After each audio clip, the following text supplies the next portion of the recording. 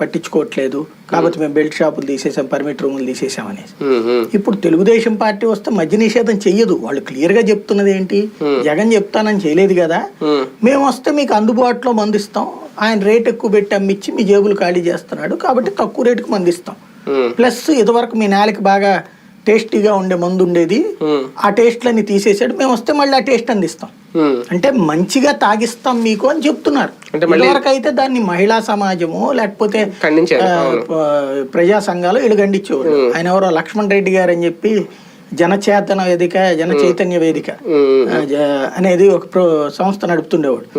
ఆయన నాకు తెలిసి దాదాపుగా నేను 3 ఎలక్షన్స్ లో చూసా. ఆయన మీటింగులు పెట్టి రాజకీయ పార్టీల వాళ్ళని పిలిచి మద్య నిషేధం ఉండాలండి అని చెప్పేసి లక్ష్మణ్ రెడ్డి గారు, మాజీ జడ్జి గారు వీళ్ళందరితో పెడతా ఉండేవాడు. ఆయన్ని తర్వాత జగన్ వచ్చాక మద్య నిషేధ ప్రచార కమిటీ చైర్మన్ ఏదో కూడా చేశాడు, 2 ఏళ్ళు ఆయన చేశాడు. ఆ తర్వాత ఈయన పక్కన పెట్టాడు. ఆయన ఇప్పుడు మళ్ళీ ఈ నిమ్మగడ్డ రమేష్ కుమార్ వీళ్ళందరూ కలిసి అదేదో సిటిజన్స్ ఫోరం అని చెప్పేసి ఏదో పెట్టుకుని నడుపుతున్నారు. దాంట్లో వాళ్ళన్నా పోనీ ఈ మాట అనాలి కదా, మద్య నిషేధం విధించాలి అని. ఎవడు అంటలేదు ఇప్పుడు. మద్య నిషేధం అంటే చంద్రబాబుకి ఇబ్బంది కలిగే ఏ డిమాండ్ ఇప్పుడు ఆ సంఘాలు కూడా చేయట్లేదు.